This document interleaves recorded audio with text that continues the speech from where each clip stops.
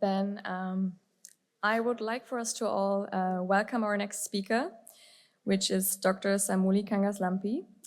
He's currently a postdoc at Maastricht University, and he's going to talk about MDMA-assisted psychotherapy for PTSD in adolescents.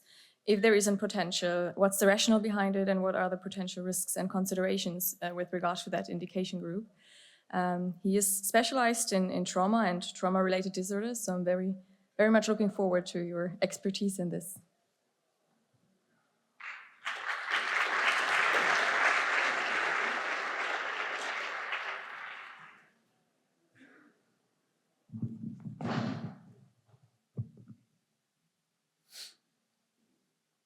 Hi. Yeah, I'm Samuli Kangaslampi. I'm a researcher specializing in trauma and PTSD, as mentioned. Some of my background here, I don't have any real competing interests to declare. As a researcher, I've been to a few dozen scientific conferences over the years, but I've been the target of an angry mob only once. That was in Geneva. It was the biannual conference of the International Association for Child and Adolescent Psychiatry and Allied Professions. I was sipping a bit of wine on the balcony of a nice conference center when I noticed a protest outside. It's a picture of a very similar protest in the US.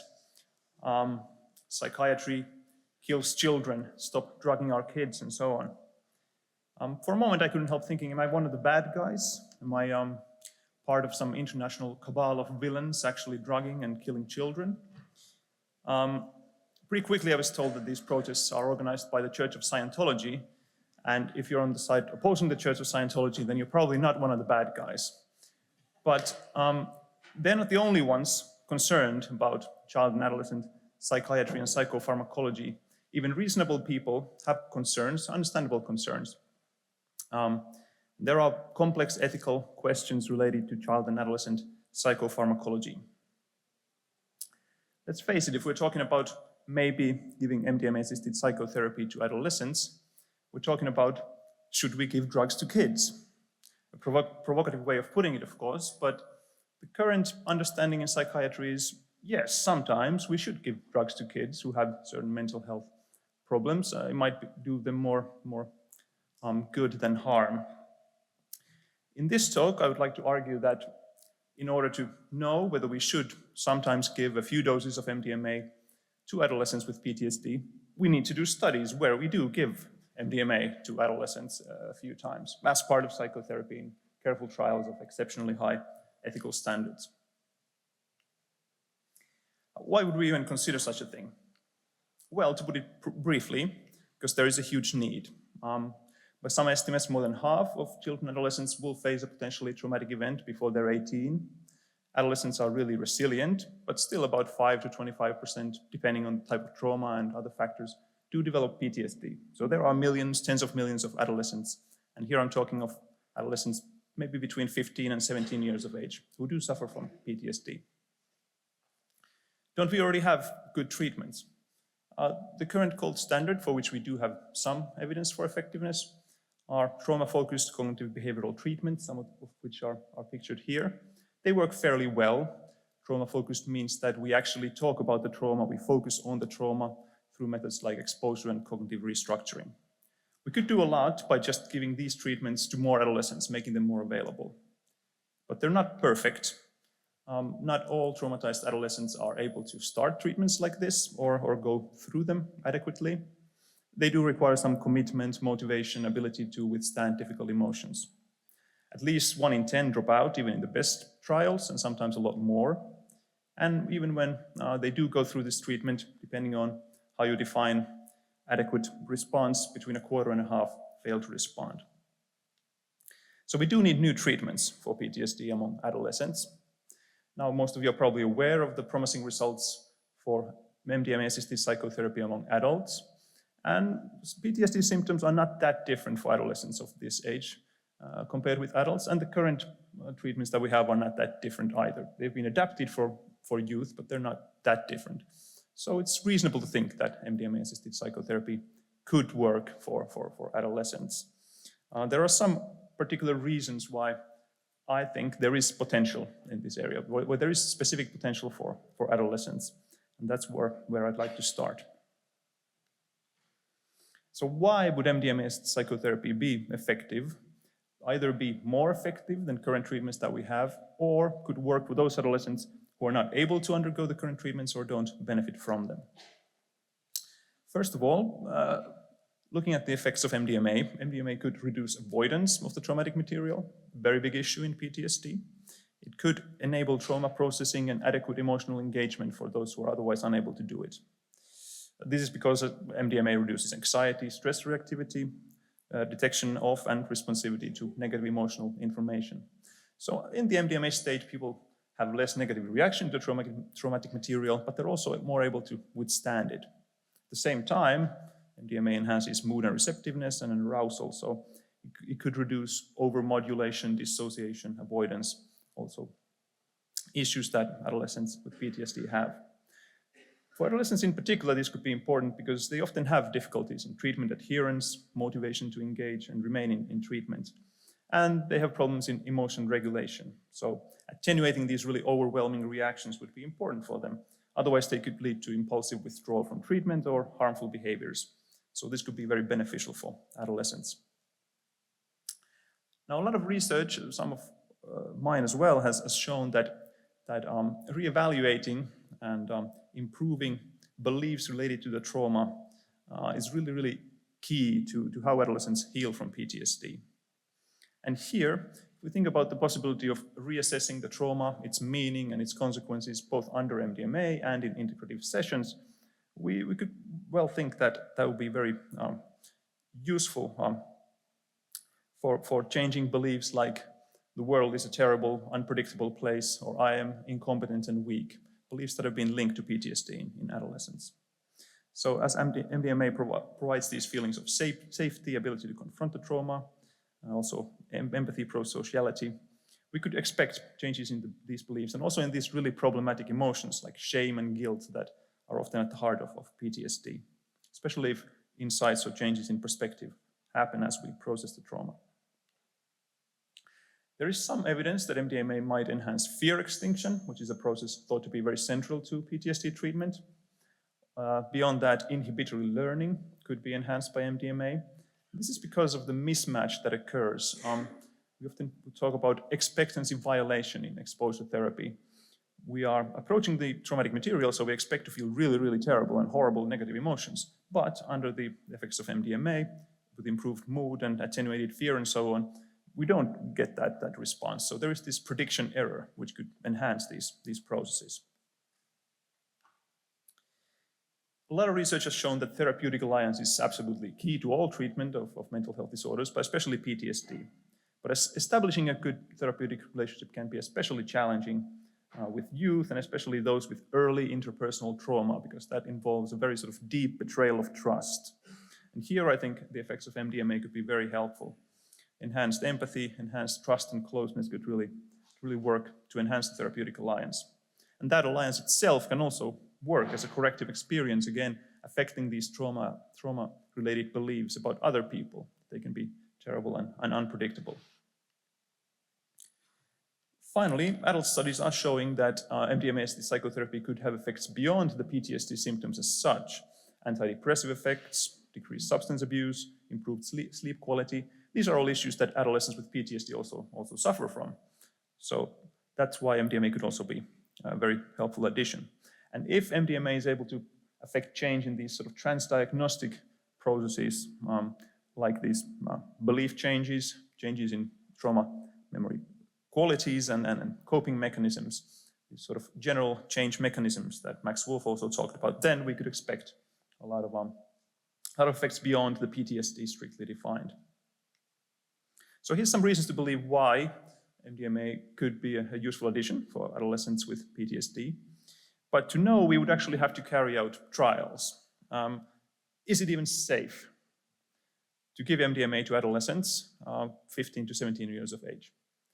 The short answer is we don't know. We don't have the data. In the current MDMA-AP trials, the average age of participants is 40. So we're not even talking about 18 to 20-year-olds, we're talking about 40-year-olds on average. So we can't generalize from them to 15 to 17-year-olds. A few areas where there could be risks or unknowns include acute physiological risks. Of course, we already know the risk profile of MDMA in adults pretty well. Here, the sort of typical effects of increased heart rate, blood pressure, body temperature, there's no specific reason to think that they would be more problematic with adolescents. Same goes for the side effects such as nausea, sweating, jaw clenching, muscle tightness, and so on. There doesn't seem to be any obvious reason why this would be more problematic with adolescents, but I really want to emphasize that we don't know that. We would have to start from safety and so on. With some medicines, it has turned out that adolescents have very different reactions than adults. We can look to the recreational use for some support here to notice that there isn't anything obviously dangerous, but apart from that, we don't know. The main problems could involve psychological side effects. The main one appearing in adult studies is anxiety, and adolescents have higher neuroticism, higher negative emotionality, and in adult studies, these are qualities that have actually been linked to more anxiety and more dread during the MDMA session. So we could expect anxiety to be maybe somewhat of a bigger problem. Adolescents also have higher incidence of self-harm, suicidality. We know that in the recent MDMA trials, there was some indication of suicidality both in MDMA and placebo groups, so this is an area where we'd really want to monitor very, very carefully. Neurotoxicity, cognitive harms, very complex area. We do know that MDMA is neurotoxic to animals, including non-human primates, if the doses are really, really high. And in recreational use, we do see some cognitive deficits. Is MDMA more or less toxic to adolescent animals? There's actually evidence in both directions. There's no clear consensus. But what you can see from the literature overall, I think, is that the general consensus seems to be that it's unlikely that these sort of doses that we're talking about would pose significant danger to neurological health. But this is an open question. We're talking about developing brains, developing adolescents, so we would have to focus on possible cognitive harms. A lot of people use MDMA recreationally and some very problematically. It's not really that addictive, but people do misuse it. In adult studies, this has not been a big problem, but adolescents are more prone to risk-taking, more sensitive to rewards, more impulsive. So it is possible that the risks of wanting to use MDMA after being exposed to it in a trial could be higher. Finally, there are great ethical problems and questions in all psychopharmacology with minors. Ability to give informed consent, make decisions, understand the pros and cons of taking part in treatment, and so on. And then there's the vulnerable state induced by MDMA. So these are important questions. We do have historical examples of really unethical research with minors, both with psychedelics and also with stimulants. We don't want to be repeating those. And some examples of unethical behavior in MDMA trials as well. So this is some area where we really need to focus. So there are some specific areas where some risks and especially unknowns are present. So the most important thing would be that all adverse events and harms will be openly and extensively reported. But all treatments have risks, and of course we would have to counterbalance any side effects and risks that come up with the potentially high benefits to a lot of adolescents suffering from PTSD. Finally, I'd like to touch on some ideas about how we would adapt the treatment, MDMA-assisted psychotherapy, if we were to use it with adolescents. So how would we change the P, the psychotherapy part? Some things that we would need to consider that are special maybe about adolescents. Almost all of the MDMA-AP research so far has used this manual, the MAPS manual. When I read this as a specialist in psychological treatment of PTSD, I do find it a little bit curious, and sometimes it reads to me more like a manual for promoting positive experiences with MDMA rather than treating PTSD. It is somewhat removed from the tradition of other treatments for PTSD. It does seem to work pretty well with adults, but we don't have any comparative studies to where the psychotherapy would have been varied. I have some ideas for adaptations improvements that draw on the current treatments for PTSD among adolescents that maybe could be used here. Together they would lead to a more defined, specified format, less relying on the inner healing, perhaps. First of all, adolescents have a lot of strive for autonomy, and then they have this PTSD-related avoidance. So this can lead to quite a bit of ambivalence about treatment and therapists and so on. Maybe not as clear treatment motivation as with adults. To me, the manual and maybe the current studies with adults, they seem to take it for granted that the participants really want this treatment. They're really motivated to have this treatment and take part in and so on. That may be true for volunteer adults, but it may not be true for traumatized adolescents. So we would have to concentrate more on treatment motivation, have motivational interviews, possibly more sort of age-appropriate psychoeducation and so on. I mentioned the Therapeutic Alliance already. It is very important for adolescents. We'd probably have to spend more time, maybe more sessions on building it and try and take advantage of the effects of MDMA in building that, especially for those adolescents who have this early interpersonal trauma. All adolescents have more intense emotional lives, mood changes. They're also prone to problematic coping behaviors like self-harm if they have strong emotions. Generally more emotion regulation challenges. So if we were to use MDMA-AP with adolescents, I think we would have to include more emotion regulation techniques beyond the diaphragmatic breathing that's suggested by the current manual. And for some adolescents, maybe develop crisis coping plans beforehand. This may be a slightly more speculative suggestion, but I think with adolescents, we might benefit from a more directed approach. Adolescents are more impulsive, they have shorter attention spans, they might need more support in maintaining therapeutic focus. This could conflict with the idea of not interfering, trusting the inner healing intelligence, and so on. I think it would be useful to gently guide adolescents to more deliberate exploration of trauma-related memories. Use some of these more direct exposure type techniques. I think they could work very well with MDMA. Nobody has just done the studies yet. This sort of safe and empathetic encounter could really be a powerful corrective experience involving insights and I think rapid changes. So adolescents could benefit from more support, maybe direction in actively confronting traumatic material. Adolescents may have more sort of concomitant challenges, more social developmental challenges, barriers that are not directly related to the trauma, like problems maybe integrating all the treatment benefits, also separating from the therapist and so on. Current sort of developmentally adapted treatments for PTSD have taken this into account, and they have methods like systematic evaluations, plans for crisis and relapses, final projects, integrating the benefits and so on, maybe final rituals, something like this. This could be adapted to MDMA-assisted treatment.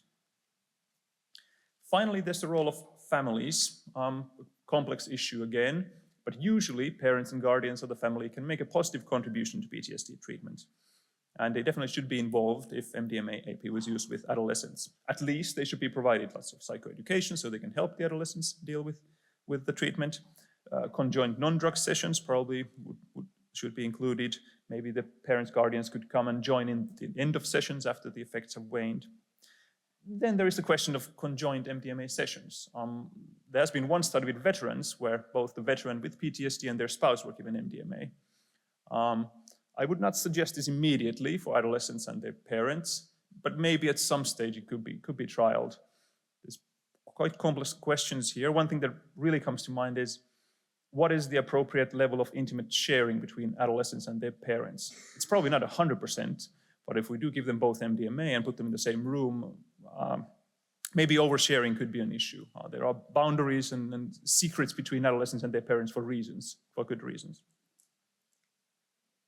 If we were to do all these changes, to develop sort of a developmentally adapted MDMA-AP, would it then just be easier to combine MDMA with this already existing treatment? Some have suggested this for adults, like prolonged exposure. I think both could be trialed, and more. I'm hoping for a range of MDMA-assisted therapies to develop for adolescents and adults. But whatever we do, I think it really would make sense to take what we know from developmental psychology and psychotraumatology and psychotherapy research, as Max Wolf also emphasized yesterday, and bring that into the area of MDMA and psychedelic-assisted treatments. So in conclusion, I've suggested that there's a pressing need for new treatments for PTSD among adolescents. Looking at the adult studies and the qualities, the effects of MDMA, I think MDMA-assisted psychotherapy could hold special potential for traumatized adolescents too. To me, at least, the risks don't appear overwhelming. There aren't any obvious reasons why this would be very dangerous, but they would have to be carefully studied and managed. I think the psychotherapy component could benefit from adaptations that are informed by these, but what we already know about developmental stage of adolescence and psychotraumatology more generally. I guess the main message I want to say for the sort of near future is that, and this also applies to psychedelics besides MDMA, we shouldn't assume that what works for older adults works for adolescents. There could be differences. We should not start giving MDMA to adolescents without actually doing the research with adolescents. If MDMA is approved for adults, in many countries, it might be possible to off-label use it with adolescents. This is a huge problem in pediatric psychopharmacology in general. There's so many drugs that have not been studied with children at all, which are continuously prescribed to children. And sometimes, problems have come up because of that. Instead, we should face the challenge. I mean, there's great ethical, practical challenges in this area, but we shouldn't be so afraid of doing the research that we don't do the research, but still use the drugs. So instead, I think we should conduct careful trials of high ethical standards.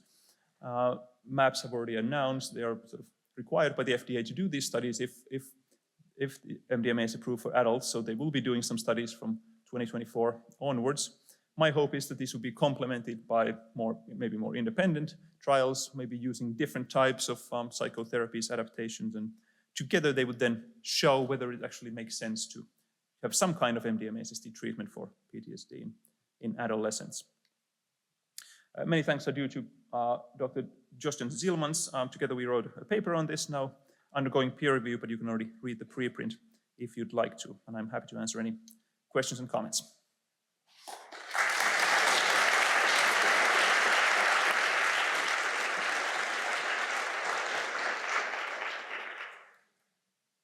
Thank you very much for your presentation, and I'm sure there are many questions.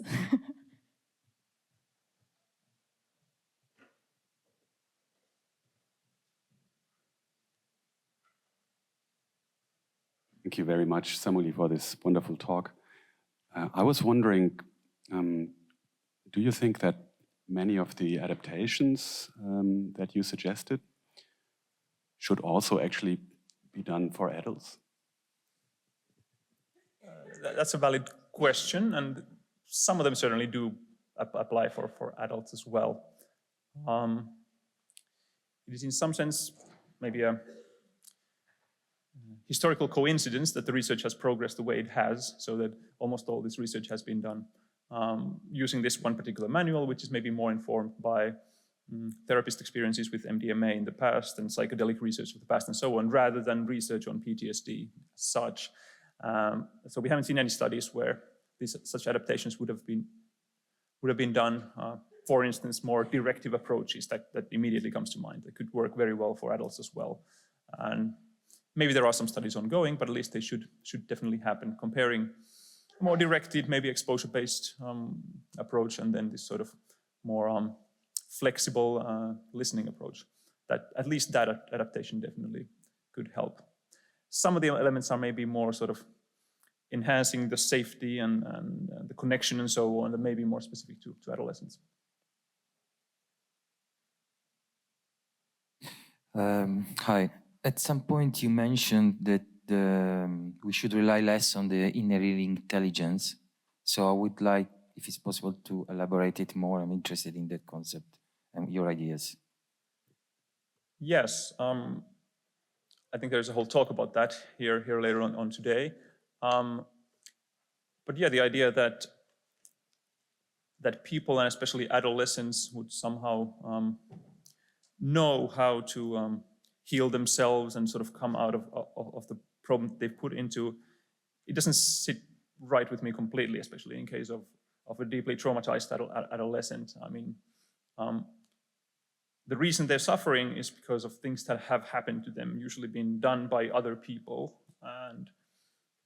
and I find it the idea uncomfortable that then they would still have it in them to heal from that trauma, as long as we just give them the opportunity.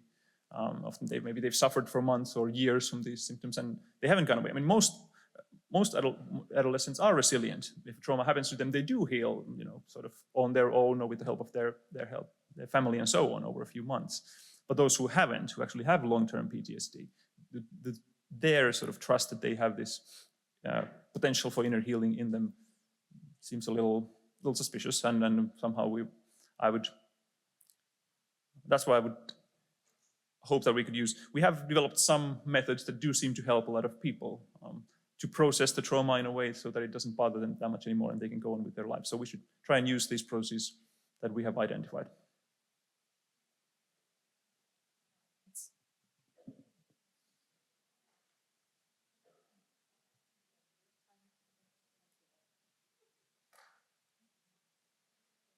Hello? Okay, now it works again. We have time for one more question. It's not actually a question, just a comment on this inner healer intelligence. I think, I don't know, but I would suppose that the tendency to avoid the confrontation with the trauma might still be there even under MDMA. So maybe it's a good approach to combine this inner healer notion or that concept together with helping people more to confront their trauma in a more directed approach. Yeah, and I don't want to berate that concept entirely. I mean, of course, there's value in understanding that the healing does come from the person themselves, from the patient itself. It's not that we can impose it from outside. They have to be willing participants, obviously, in the process of processing the trauma and healing from it. The process happens inside them in any case. So in that sense, of course, it makes sense. I think it also has a lot to do with resources, right? So that with the whole aspect of inner healing capacity, there have to be enough resources for them to heal from the trauma, to balance that out. Absolutely. Yeah. Okay, thank you very much for that interesting session.